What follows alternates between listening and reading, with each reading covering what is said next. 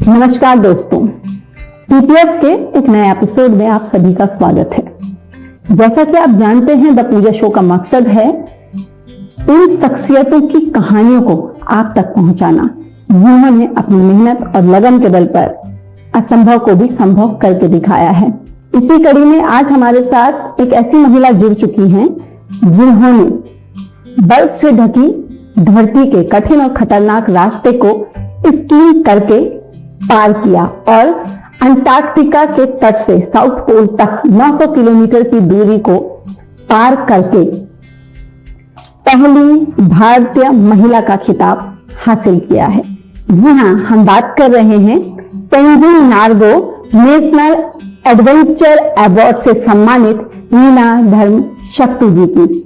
आज रीना जी हमारे साथ स्टूडियो में मौजूद हैं। आइए उनसे बातचीत करते हैं।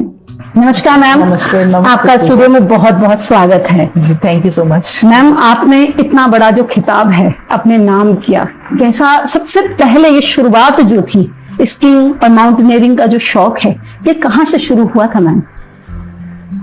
ये शुरुआत तो मेरे फैमिली से ही हुई थी। मेरे पापा एक आर्मी ऑफिसर हैं और दार्जिलिंग में पोस्टिंग हुई थी और दार्जिलिंग में ही सेटल हो गए थे। तो फिर वहां पर मैं देखती थी पहाड़, कंचनजंगा है जो कि इंडिया का सबसे हाईएस्ट पीक है और वर्ल्ड का 3rd हाईएस्ट पीक है जी। तो वो भी मेरे को दिखते ही थे, डेली दर्शन होते थे कंचनजंगा के। और मैं ट्रेनिंग करते हुए भी देखती थी बच्चों को वहां पे, HMI हिमालयन माउंटेनियरिंग के बच्चों को। तो मुझे उस तरफ थोड़ा सा आकर्षण होता था और एडवेंचर वगैरह ये सब मेरे अंदर से, मैं शायद पैदाइश ही ऐसी थी प्रकृति की तरफ और ये सब एडवेंचर की तरफ मेरे को थोड़ा सा अट्रैक्शन होता था। तो फिर इसलिए वहीं से शुरू हो गया मेरा सफर। और मेरे पापा भी हम लोग को, जैसे हम बच्चों को ले जाते थे, सैर कराने ले जाते थे और घुमाने ले जाते थे पहाड़ों में। दार्जिलिंग तो पहाड़ ही है। तो एक तो वो, और दूसरा फिर मेरे हस्बैंड भी माउंटेनियर ही मिले मेरे को। हाँ जी, आपकी कहानी बड़ी रोचक है। दोनों हस्बैंड वाइफ एक ही प्रोफेशन और एक ही इंटरेस्ट, दोनों का इंटरेस्ट ऑफ एक ही है। जी जी जी जी मैम, जैसे पहाड़ हैं, पहाड़ों में चढ़ना आसान नहीं होता, खासकर जब वो बर्फ के पहाड़ हों। बहुत मुश्किल होता है ऊंचाइयों में चढ़ना। लोग कहते हैं महिलाओं को दिक्कतें होती हैं, महिलाएं ज्यादा ऊंचाई में नहीं, सांस की दिक्कत, बहुत सारी चीजें सामने आती हैं, कई सारी रिपोर्ट्स भी ऐसा कहती हैं। लेकिन आपकी बात जब हम करते हैं, आपके जैसी कई महिलाओं की जब हम बात करते हैं जो देश के लिए और अपने जुनून को जिंदा रखते हुए जब वो आगे बढ़ती हैं और एक साहसिक कदम उठाते हुए देश का नाम रोशन करती हैं, तो किस तरह का रहता है? यानी कि जब आप ये साहसिक कदम उठा रहे थे, इस क्षेत्र में आगे बढ़ रहे थे, तो सबसे पहले मैम क्या लग रहा था, क्या चल रहा था दिमाग में? ये जो स्टेप है नहीं, अचानक नहीं हुआ कि अभी मैं इधर जा रही हूँ, ऐसे नहीं हुआ। तो ग्रेजुअल प्रोसेस थी। बचपन से ही मेरे फादर हमको ले जाते थे, बाद में मेरे हस्बैंड भी हमारे को, मतलब कि उनसे भी मेरे को बहुत प्रेरणा मिलती थी क्योंकि उन्होंने बहुत सारी माउंटेनियरिंग कर रखी है। तो मैंने नॉर्मल जॉब्स भी करी थी इधर उधर ना, तो उसमें मेरा दिल नहीं लगता था क्योंकि मेरे को हमेशा ऐसे लगता था कॉल आ रही है कहीं और से, मेरे दिल की आवाज सुनने को मेरे को लगता था कि मैं दिल की आवाज सुनूं कि मेरे को कहीं और माउंटेन्स जाना है, माउंटेनियरिंग करनी है। इस टाइप का ना बहुत लगता था अंदर ही अंदर, दिल में कि मैं इधर में बहुत सेटिस्फाइड नहीं हूँ, कुछ और करना है लाइफ में, कुछ और आगे बढ़ना है।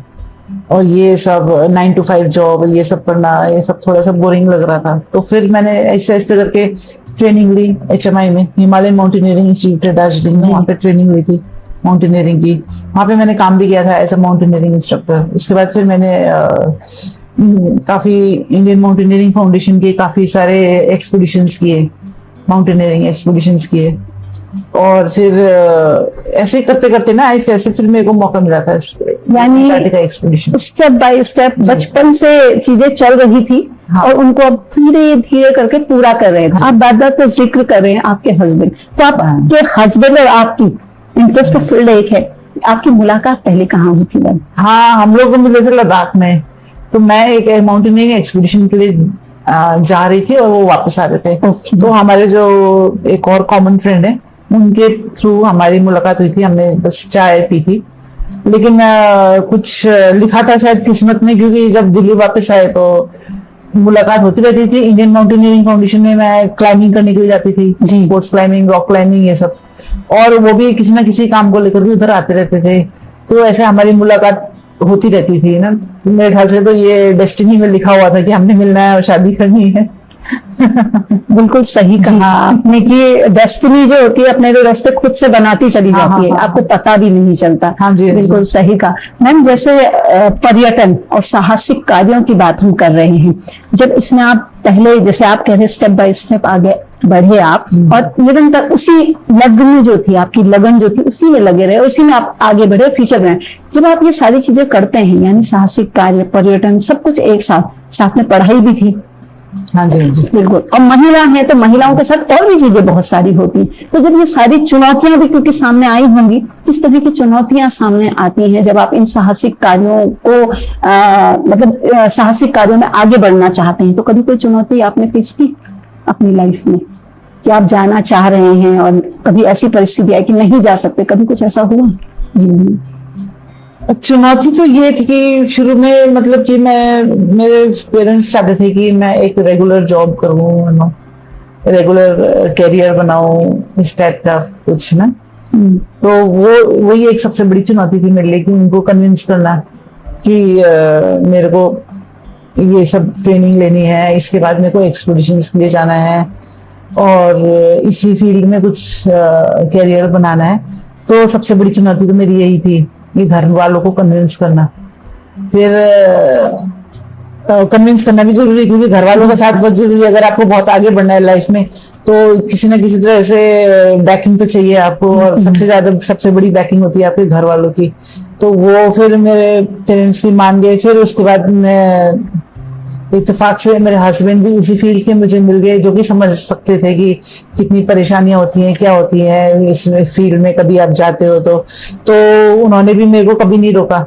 वो भी मतलब कि वो मुंशियारी से हैं, डिस्ट्रिक्ट पिथौरागढ़ से, लेकिन इतना उधर से आकर के भी ऐसे उनके काफी चैलेंजिंग रहा है उनकी लाइफ भी और माउंटेनियरिंग में भी। लेकिन उन्होंने फिर मेरे को समझा और गाइडेंस भी मिलती रहती थी मेरे को उनसे कि ऐसे करना है वैसे करना, और खुद भी जाते रहते थे। तो फिर मेरे को तो प्रेरणा उनसे मिलती रहती थी ना। तो वो सबसे बड़ी बात है कि एक तो मेरे पेरेंट्स से भी मेरे को सपोर्ट मिला, फैमिली से, उसके बाद मेरे हस्बैंड भी ऐसे मिल गए जिन्होंने मेरे को पूरे सपोर्ट किया। तो इसकी वजह से मैं इसका क्रेडिट देती हूँ कि आज जहाँ तक मैं पहुंची हूँ उन्हीं की वजह से। मैम बिल्कुल आपने सही कहा कि हस्बैंड जो होते हैं अगर बोन बन जाए, स्ट्रॉन्ग बोन आपकी लाइफ की, हाँ जी, तो आप कुछ भी कर सकते हैं, पहले पिता और फिर पति। बिल्कुल सही कहा आपने, ये बहुत आवश्यक होता है एक महिला के लिए, क्योंकि आप चाहते हैं कि कोई ऐसा जो आपके साथ हर पल खड़ा रहे, चाहे वो शारीरिक रूप से हो चाहे वो मानसिक रूप से आपके साथ खड़ा रहे, लेकिन खड़ा रहे। बिल्कुल। तो मैम जैसे आप अंटार्कटिका की बात हम कर रहे हैं, है ना, आप जब यात्रा कर रहे थे, है ना, तो क्या चल रहा था उस समय दिमाग में जब आप इसमें ऊपर चढ़ रहे थे, चढ़ाई में कैसा लग रहा था, क्या चल रहा था, क्या क्या सोच रहे थे आप? तो ये आंसर देने से पहले मैं आपको थोड़ा सा इंट्रोडक्शन देना चाहती हूँ अंटार्कटिका के बारे में। हाँ, अब एक मिनट, अब थोड़ा फ्री हो गए मुझे लग रहा है, अब तो आप बोल लोगे क्योंकि अभी तक ना वैसे निकल गया और आपका भी मेरा। अब स्टार्ट करेंगे और ठीक है, तो टाइम कितना हो गया? नहीं अभी हो जाएगा क्योंकि अब थोड़ा सा आप भी बोल गए टाइम, अभी तो इसमें दिख रहा हूँ मैं भी ना 3:53 हो रहा है। ठीक है, ठीक है ना, ये वाले ले लो ना जो लिया, अभी तो ठीक से ही आया होगा। नहीं ठीक ही आया है, पर अभी जैसे आपको निकल के आ रहा है, आपको इंट्रोडक्शन दे। हाँ ठीक है। तो हाँ मैं पूछती हूँ, पहले सबसे पहले मैं ही बता देती, मतलब आप बोलिएगा, ठीक है? आपने जो क्वेश्चन पूछा था ठीक पूछा था, आप इंट्रोडक्शन दे। 1 2 3 स्टार्ट, बोलो लाइन बोलो फिर से। अंटार्कटिका वाली आपने क्या क्वेश्चन पूछा था? अंटार्कटिका की जब आप चढ़ाई चढ़ रहे थे, ऐसा मान लो उसको कठिन उस पे यात्रा में थे आप, तो सबसे पहले मतलब आपके दिमाग में क्या चल रहा था? हाँ, तो मेरा आपका सवाल बहुत अच्छा है। इससे पहले मैं आपको अंटार्कटिका के बारे में कुछ बताना चाहूंगी। जी बिल्कुल। कि ये दुनिया का सबसे ठंडा इलाका है। इसमें समर्स में टेम्परेचर -10 से -35 जाते हैं, बिल्कुल। विंटर्स में -70 से भी ऊपर चले जाते हैं। और यहाँ पे 6 महीने दिन 6 महीने रात होती है। और जब हम लोग गए थे वहां पे तो हम लोग समर्स में गए थे। समर्स का मतलब होता है हमारा जो टेम्परेचर था -10 से -35 डिग्री था, और सूर्य हमेशा ही होराइजन में रहते थे, कभी सूर्य मतलब कि ढलते नहीं थे उधर में। हाँ, तो फिर जैसे कि हमारे इसमें कुंभकर्ण थे ना, जी, तो 6 महीने लगता है 6 महीने सोने उधर ही जाते होंगे, क्योंकि श्रीलंका से अगर आप दक्षिण की दिशा में जाओगे तो सीधा वही पड़ता है। तो आपको सीधा अंटार्कटिका ही पड़ेगा। जी बिल्कुल। तो क्या पता कभी कभी वो डू नॉट डिस्टर्ब मोड में होंगे, तो फिर उधर ही जाके वहां से कोई आता ही नहीं होगा। सही कहा आपने। हाँ, तो फिर ये था, तो हम लोग जब पहुंचे उधर अंटार्कटिका में ना, तो कितने लोग थे मैम टीम में? हम लोग 8 लोग थे।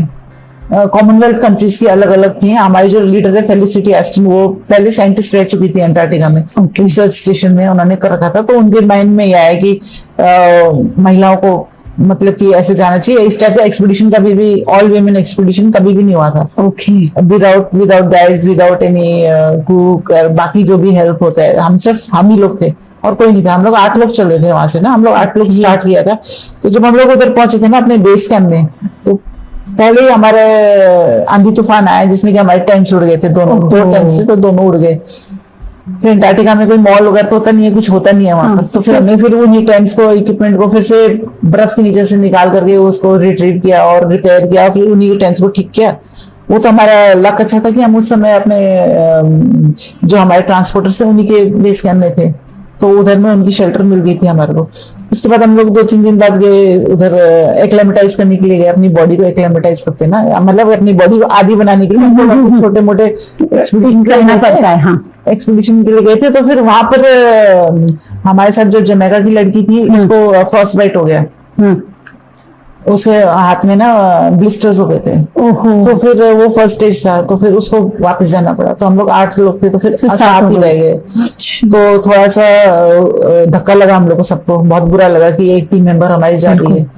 लेकिन कभी भी किसी के मन में ये शंका नहीं आई कि हमको वापस जाना है, या फिर किसी को ऐसा नहीं लगा कि हम लोग कर पाएंगे नहीं कर पाएंगे। उसके बाद ये था कि हमारे लिए एक वार्निंग सिग्नल था वो। तो हम लोग और भी ज्यादा ध्यान रखने लगे अपने बारे में, अपने जैसे कि चल रहे हैं, थोड़ी भी ठंडी लगे, हाथ एकदम फ्रीज हो गए, तो फिर उसी समय रुक करके उसको स्टॉप एंड फिक्स होता है। अगर आप थोड़ी देर के लिए, अगर उसी तुरंत आप स्टॉप एंड फिक्स नहीं करेंगे, तो आप थोड़ा और देर रुकेंगे आगे, तो फिर वो फिर से फ्रॉस्ट बाइट या कुछ और जोखिम हो सकता है उसमें।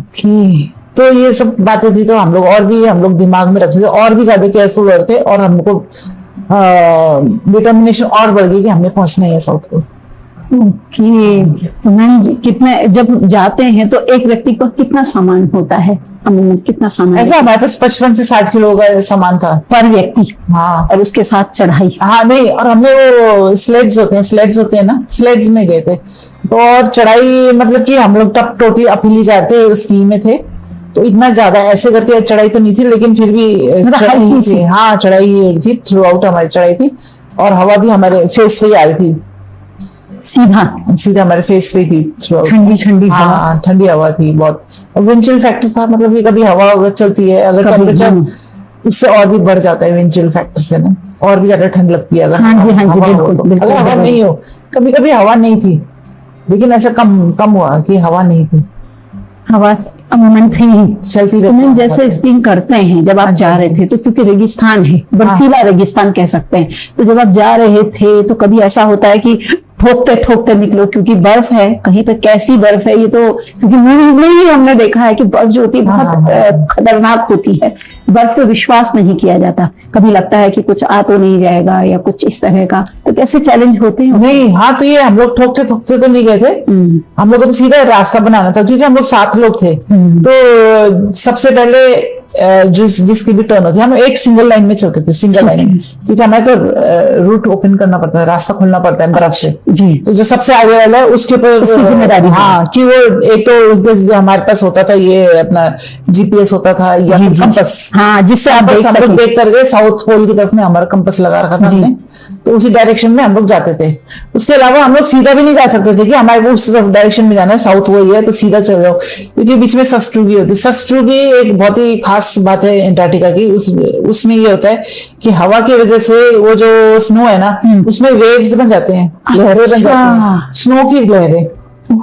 तो फिर उसके ऊपर से नेविगेट करना, ऊपर से हमारे पीछे में वो हमारे स्लेड्स भी होते हैं, तो बड़ा चैलेंजिंग होता। तो हमको पता है हमको उस दिशा में जाना है, मतलब सस्ट्रुगी है बीच में, तो जहां से सबसे कम है, जो सबसे कम फ्लैट है, उधर से ऐसे नेविगेट कर करके जाना पड़ता था, सीधा भी नहीं होता था। कभी कभी सस्ट्रुगी में हमारे स्लेड मतलब कि उलझ जाता है। हाँ, तो फिर वो पीछे वाले को उसको फिर निकालो, और वो बड़े झमेला होता है क्योंकि वैसे एक तो हवाएं चल रही हैं ठंडी, ऊपर से किसी का अगर स्लेट ऐसे हो गया तो फिर उसको भी निकालना, ठीक करना है। परेशानी होती थी उसमें ना। तो ये सब हमारा था। तो 1.5 घंटे के लिए एक लड़की आगे वाली करती थी, फिर 7 मिनट की ब्रेक होती थी हमारी, फिर दूसरे की टर्न आती थी जो पीछे होती थी, फिर वो आगे आ जाती थी। अच्छा। फिर 7 मिनट की टर्न ब्रेक होती थी, फिर उसके आगे। तो ये 7 मिनट का हमारे सिर्फ 7 मिनट का ब्रेक होता था। हम लोग बहुत थक जाते थे, और 7 से अगर 10 मिनट या 12 मिनट भी हो जाता था तो फिर हमारी बॉडी फिर से फ्रीज होनी शुरू हो जाती थी। हाँ। क्योंकि टेम्परेचर इतना है, अभी तो हम चल रहे हैं तो फिर हमारी बॉडी एक्टिव है, बिल्कुल। तो हीट है उसमें। लेकिन जब हम लोग रुक गए, हाँ, तो फिर से होना शुरू हो जाए। हाँ। अब एक तरफ से मन भी कर रहा है कि रेस्ट और मिल जाता, और दूसरी तरफ से अगर रेस्ट और मिल जाता है तो बॉडी उसके बाद तो वार्म अप करना है, बॉडी को जी। फिर से वार्म अप करना है। तो 7 मिनट हमारा एकदम ऑप्टिमम था रेस्ट करने का ना, कि 7 मिनट हमने एकदम करना ही है। हाँ, नहीं तो वो तो करना है क्योंकि पानी पीना है, हाँ। खाना कुछ और खाना खाने है। वगैरह में क्या होता है मैम, कैसे क्या खाते थे आप वहाँ पे? हाँ, हम जब फ्रोजन फूड यही सब डिहाइड्रेटेड फूड ले गए थे। तो सुबह में हम लोग पॉरिज खा लेते थे, ओट मील वगैरह की पॉरिज, चॉकलेट्स ये। और शाम को हम लोग डिनर लेते थे, मतलब कि उस समय डिनर में हमारे पास यही सब बिरयानी वगैरह था। वो डिहाइड्रेटेड हो जाता है, गर्म पानी डालो सीधा खा लो। हाँ। हाँ। और बीच में हमारा जो लंच होता था ब्रेकफास्ट के बाद शुरू हो जाता है और डिनर से पहले तक चलता है। तो स्नैक्स वगैरह होते थे, और ये सब चॉकलेट्स और पॉपकॉर्न और जो भी मतलब एनर्जी बनी रहे, कुछ ना कुछ खाते रहे। हाँ। और हम लोग ऑलमोस्ट 5000 कैलोरीज तक खाते थे, जो कि बहुत ज्यादा होता है। अगर अब देखो, अगर अभी आप 5000 कैलोरीज खाओगे तो बहुत ज्यादा होता है एक इंसान के लिए। लेकिन हम लोग तब खा रहे थे क्योंकि हमारे को एनर्जी चाहिए थी। उस समय तो उस समय हमें बहुत एनर्जी चाहिए होती थी, क्योंकि ये ठंड है और एक्सरसाइज भी, बॉडी को वार्म रखना है बेसिकली, बॉडी को वार्म भी रखना है, और एकदम ही मतलब कि बहुत ज्यादा फिजिकल एक्सर्शन हो रहा था हमारा ना, क्योंकि हम लोग एक ही मूवमेंट में हम लोग जा रहे थे ना स्की को लेकर के, तो फिर इसलिए ये था चैलेंजिंग था मैम, बहुत चैलेंजिंग। हाँ। और फिर एक ही मूवमेंट में अगर आप चलते रहो ना तो फिर आपको एंकल में दर्द हो रहा है, कभी ऐसी यही मूवमेंट हमारी रहती थी तो फिर यहाँ पे दर्द हो रहा है, कभी एंकल में बहुत तगड़े वाला दर्द होता था, ब्लिस्टर्स हो गए थे, पहले दिन से ब्लिस्टर्स होने शुरू हो गए थे। तो काफी हम लोग का मतलब चैलेंजिंग रहा है मैम। लेकिन आज पूर्वक, हाँ जी, आज आप देखते हैं, जब उस याद करते हैं उस दौर को, कैसा लगता है मैम? कैसा महसूस होता है? क्या एक एक घटना याद आती है? हाँ। तब तो अब सोचते तो लगता है कि हाँ वो टाइम भी क्या टाइम था, और मजा भी आता है क्योंकि ऐसा नहीं, चैलेंजिंग तो था लेकिन मतलब जैसे हम स्कीइंग करके चल रहे हैं तो फिर उसमें ये हम लोग नजारा देख रहे हैं। इतना बड़ा आसमान मैंने जिंदगी में कभी नहीं देखा, बहुत ही बड़ा आसमान था सामने से, हमारे को फ्लैट नजर आ रहा है, जैसे लग रहा है कि धरती और आसमान मिल रहे हैं, कि हमको लग रहा है कि हम उसके उधर तक पहुंच जाएंगे तो फिर उधर से हमारे को स्वर्ग दिखेगा, इस टाइप का नहीं होती। हाँ, जैसे धरती और आसमान मिल रहे हैं, क्षितिज, हाँ बेसिकली हॉराइजन दिखता था हमारे को, तो वैसी वाली फीलिंग आती थी। फिर मतलब कैसा होता है मैम वो? हाँ जी, कैसा होता है? वही बहुत ही अच्छा लगता था ना ये सब देख करके, तो कठिनाई तो भूल जाते थे। फिर कभी कभी वहां पे डायमंड्स की तरह से स्नोफॉल होती, हाँ बिल्कुल। तो फिर वो भी एक अद्भुत नजारा था। और वो स्नोफॉल आ रही है लेकिन हमारे को नीचे तक गिर रही है, हमारे पर गिर करके एकदम नीचे गिर रही है, तो ऐसा लगता था जैसे ऊपर से ना हीरे मोती हमारे पर, हीरे गिर रहे हैं हमारे पर, ऐसा वाली फीलिंग आती थी। और एक और वहां पे ऑप्टिकल इल्यूजन होता है कि 3-4 सूर्य दिखते हैं। हाँ, ये मैंने पढ़ा है। हाँ, तो 3-4 सूर्य भी दिख रहे हैं और यहाँ पर से डायमंड्स भी गिर रहे हैं, मतलब कि लगता था कि हम कौन सी दुनिया में हैं? हाँ, कहीं और हैं। बहुत अच्छा लग रहा था। सब हमारे जो ये सब जो कठिनाई मेरे को लग रही थी, ये सब तो सब देख के खुश होता है, मन कहता है कि नहीं ये तो कुछ नया है। हाँ, नया है, अच्छा लगता है कि बस यही है, यहीं पे भगवान से हमारा सीधा कनेक्ट हो रहे हैं, सीधा कनेक्शन मिल रहा है। ऐसी जगहों में तो होता है जी मैम। लोग कहते हैं क्योंकि पहाड़ों की बात है, बर्फ है, और 7 लोगों का एक ग्रुप जो निरंतर चल रहा है अपने लक्ष्य की ओर। हाँ। जब आप लक्ष्य पे पहुंच गए, पहुंच के सबसे पहले आपके दिमाग में क्या आया था? सबसे पहले जो थॉट आपके दिमाग में आया? सबसे पहले तो यही आया कि थैंक गॉड हो गया। रिलीफ हो गया, अच्छा है चलो। सही बात है। ये भी आप प्रकृति में होते तो आप कभी कुछ कह नहीं सकते कि ये होने वाला है नहीं होने वाला, कभी भी आप नहीं। बिल्कुल, प्रकृति बीच में अपने अगर हिसाब से स्टॉर्म काम आ करती जाती है, फॉर एग्जांपल कुछ ये सब स्नो स्टॉर्म आ जाती है या कुछ है ना, ब्लिजर्ड या कुछ कहीं पे फंस जाते तो क्या होता, किसी को कोई प्रॉब्लम होती तो क्या होता। अगर बीच में क्रेवासेस वगैरह, क्रेवास में भी गिर गए या कुछ ऐसे जोखिम तो है। तो जब पहुंच गए हम लोग अपने लक्ष्य पे पहुंच गए तो सबसे पहले तो लगा थैंक गॉड पहुंच गए, भगवान को शुक्र है। तो लगा रिलीफ, टोटल रिलीफ, ऐसा लगा बहुत बड़ा पहाड़ उतर गया। ऐसा लगा था। उसके बाद फिर दूसरा था हम शॉक हो गए क्योंकि अभी तक हम लोग 900 किलोमीटर 40 दिन में लगभग किया, कोई और इंसान नहीं मिला, हम 7 ही लोग थे। अच्छा, पूरे रास्ते भर कहीं कुछ नहीं? बहुत बड़ा है अंटार्कटिका, इंडिया से तो 4-4.5 गुना ज्यादा बड़ा है। कोई इंसान नहीं मिला। लेकिन जब हम साउथ पोल में पहुंचे, जो कि धरती का सबसे निचला हिस्सा है, दक्षिण ध्रुव जी, उससे ज्यादा नीचे आप जा नहीं सकते, वहां पे पहुंच गए तो हम लोग शॉक थे क्योंकि वहां पर अमेरिका का बेस था, यूएसए का बेस था। तो वहां पे स्नो मोबिल्स चल रही हैं, हेलीकॉप्टर्स उड़ रहे हैं, छोटे छोटे एयरक्राफ्ट चल रहे हैं, बिल्डिंग्स है, ये सब है। तो मतलब कि हमने सोचा कि हम सबसे रिमोट एरिया में पहुंचे हैं धरती के, तो शांत होगा कुछ होगा, लेकिन यहाँ पर तो इतनी एक्टिविटी कि हम लोग सरप्राइज हो गए थे। ओके, मतलब पूरे रास्ते कुछ नहीं और वहां जाके देखा तो वहां बहुत कुछ। हाँ, और फिर उसके बाद में क्या था कि जहाँ पे मैं पहले काम करती थी यूएसए में ना, माउंटेनियरिंग इंस्ट्रक्टर का भी काम किया मैंने, तो मेरे फ्रेंड्स वो वहीं पे अमेरिकन बेस में काम करते थे जी, जो यूएसए में काम किया था।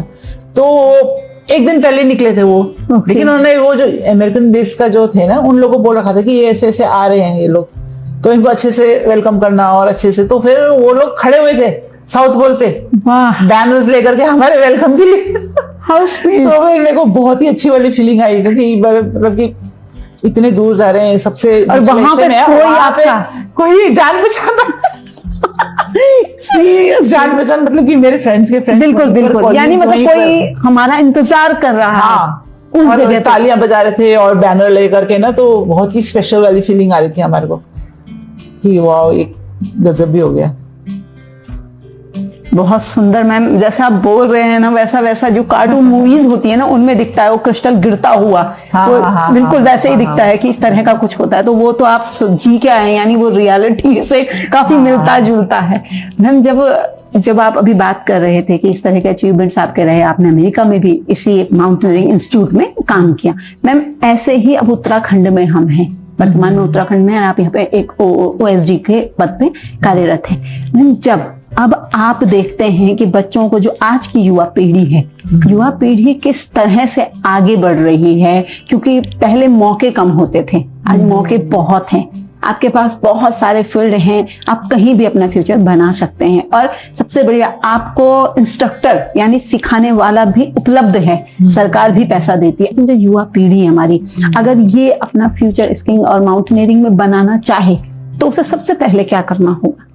सबसे पहले उनको ट्रेनिंग लेनी पड़ेगी। कुछ इंस्टीट्यूट्स हैं इंडिया में जहाँ पे कि ट्रेनिंग मिलती है माउंटेनियरिंग कोर्सेज की। पहले तो बेसिक माउंटेनियरिंग ट्रेनिंग लेनी पड़ेगी, उसके बाद में एडवांस माउंटेनियरिंग, उसके बाद में और भी करना चाहते हैं तो इंस्ट्रक्टर का कोर्स भी कर सकते हैं। फिर सर्च एंड रेस्क्यू कोर्सेज हैं, उसके बाद में फिर उनको एक्सपीडिशंस वगैरह, ये ऐसे समर कैंप्स हैं, ये तो मतलब कि इन सब जगहों में वो कुछ ना कुछ मतलब काम कर सकते हैं। तो वहां से शुरुआत हो सकती है। तो ट्रेनिंग लेना जरूरी है, एक्सपीरियंस लेना जरूरी है। बिल्कुल सही कहा आपने कि अगर आपको फ्यूचर बनाना है तो सबसे पहले ट्रेनिंग, जी प्रारंभिक जो है, बिल्कुल सबसे पहले ट्रेनिंग लीजिए, फिर उसके बाद उसमें देखिए कि आप कितने उसमें लायक हैं भी या नहीं, क्योंकि कई बार क्या होता है, हौसले टूट जाते हैं वहां तक पहुंचते पहुंचते। ट्रेनिंग बहुत टफ होती है, ट्रेनिंग शब्द जो है बहुत टफ। हाँ, यही होता है, क्योंकि मेरे से भी कई लोग पूछते हैं ना, तो मैं बोलती पहले ट्रेनिंग कर लो, उसके बाद डिसाइड कर लेना कि करना ही है कि नहीं। ये ट्रेनिंग भी काफी एल्टीट्यूड में लेके जाते हैं इन इंस्टीट्यूट्स में ना, जैसे कि NIM है काशी में, हाँ जी, नीम का है, HMI है जहाँ से मैंने ट्रेनिंग ली, फिर जिम है उधर कश्मीर में है, और मनाली में है अटल बिहारी वाजपेयी इंस्टीट्यूट। तो ये सब जगहों में है, अभी अरुणाचल में भी खुला है। तो फिर ट्रेनिंग लेकर के पूरा डिसाइड कर लो कि आपने क्या करना है। फिर ऐसा कई लोग तो अपना कैरियर भी करते हैं, अपना चलते रहते हैं अपने लाइफ में, जो जॉब कर रहे हैं प्लस ब्रेक लेकर के ये करते हैं, तो ये परस्यू करते हैं साइड बाय साइड। मैम आपने अपने नाम एक विशेष अवार्ड किया है, Tenzing Norgay achievement award. Tenzing Norgay national adventure award. हाँ जी, तो ये अर्जुन अवार्ड के समान समतुल्य कहा जाता है इसे। मैम जब ये अवार्ड आपके हाथ में था, पहली महिला का खिताब, स्कीइंग में पहली भारतीय महिला रीना धर्मशोक्तु, मैम कैसा लगता है ये अनुभव? अवार्ड मिला तो फिर लगा कि मतलब कि मिल गया, एक रिकग्निशन मिली है ना, एक रिकग्निशन मिली है तो अच्छा लगता है कि कुछ मेरे हस्बैंड को भी वही अवार्ड मिला है, उनको तो पद्मश्री भी मिला है, तो एक रिकग्निशन से और एक इम्पोर्टेंस मिली है तो आभारी फील करती हूँ, ग्रेटफुल, आई फील ग्रेटफुल कि ये मिल गया मेरे को, है ना। लेकिन इससे ज्यादा वो जब अचीवमेंट हासिल करते हैं या कुछ काम कर लेते हैं, जो अंदर से जो सेटिस्फैक्शन होती है हमारे अंदर में, वो सबसे बड़ा अवार्ड है मेरे को लगता है। सही कहा आपने, वहां तक हम पहुंच जाएं जो हमने सोचा है वो सबसे बड़ा अवार्ड होता है। बिल्कुल सही कहा आपने। तो आपको तो अवार्ड शायद तभी मिल गया था जब आप वहां पहुंचे थे देश के, सीधा सा कहें तो। मेरे को बहुत ही अच्छा लगा तब वो हासिल करने के बाद, कुछ हासिल करने के बाद फिर यहाँ से रिकग्निशन मिली है तो और भी बड़ी बात है, मतलब कि सोने पे सुहागा वाली बात हो गई। जी जी जी, तो मैं बहुत लकी हूँ और मैं मतलब कि चाहती हूँ कि ऐसे जैसे कि ये लोग मेरे जो गुरु लोग हैं जिन्होंने सिखाया है और जिनकी वजह से मेरे जो फैमिली मेंबर्स हैं, मेरे हस्बैंड हैं, इन लोगों को ये और भी जो यंग माउंटेनियर्स है उनको मैं डेडिकेट करना चाहती हूँ अवार्ड, क्योंकि कि मुझे भी हासिल हुआ है तो किसी न किसी दिन अगर वो अपने लक्ष्य पे चलते रहे तो उनको भी जरूर कुछ मिलेगा। मैम इतना बड़ा अवार्ड मिलने के बाद अब फ्यूचर के क्या प्लान्स हैं आपके?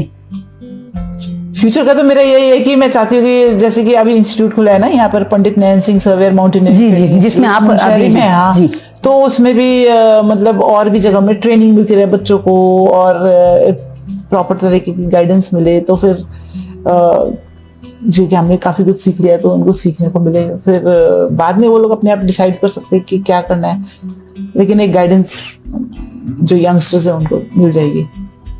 जी बिल्कुल सही कहा आपने कि अगर आप सच में सीखना चाहते हैं तो इंस्टीट्यूट अगर होंगे तो बच्चों के लिए आसान होगा उस राह को चुन पाना और उस पर आगे बढ़ पाना। मैम जैसे आपके हस्बैंड, आप अपने हस्बैंड को लेके, हस्बैंड की जो, क्योंकि वो हमेशा हर जगह आपके साथ में खड़े रहे, लेकिन जैसे प्लानिंग्स होती हैं जब आप लोग मिलते हैं तो क्या कभी ऐसा कुछ प्लान बनता है कि चलो इस समय ये वाली पीक पे चलते हैं? कभी इस तरह का प्लानिंग किया आप लोगों ने आपस में मिलके? नहीं, एक्चुअली क्या है, हमने कभी एक्सपीडिशंस नहीं गए एक साथ, अभी भी वो एक्सपीडिशन पे है, बल्कि उनसे बात भी नहीं हो पा रही है। ये आउट ऑफ रेंज है, वो सैटेलाइट फोन से ही करते हैं। अभी लद्दाख में गए, बीएसएफ का एक्सपीडिशन लेके गए हैं, इसमें वो लोग 4 पीक्स चढ़ चुके हैं और अभी वापस आ रहे हैं, लेकिन ये है कि कहीं पे वो लोग फंसे हुए हैं तो अभी 2-4 दिन और लग जाएंगे वापस आने में, और ज्यादातर नेटवर्क क्षेत्र से बाहर ही हैं, तो अगर बहुत जरूरी है तो फिर वो सैटेलाइट फोन से मेरे को कॉल कर देते हैं, अदरवाइज मेरे को पता है कि ठीक है जहाँ भी अच्छे से एक्सपीडिशन सक्सेसफुल हो गया और आ जाएंगे। जी मैम, जब एक फील्ड का व्यक्ति होता है, हस्बैंड वाइफ दोनों एक ही फील्ड से हों, तो उस समय एक दूसरे की चुनौतियों को समझना कितना आसान हो जाता है? हाँ ये तो है, हमारे कुछ और सपोर्ट करना भी, कई चीजें हैं कि गाइडेंस बहुत मिल जाती है और प्रेरणा भी मिलती है। मेरे हस्बैंड तो अभी भी कर ही रहे हैं, इतने एक्टिव हैं और चलते रहते हैं, चढ़ते रहते हैं, तो उनको देख करके थोड़ा अच्छा लगता है।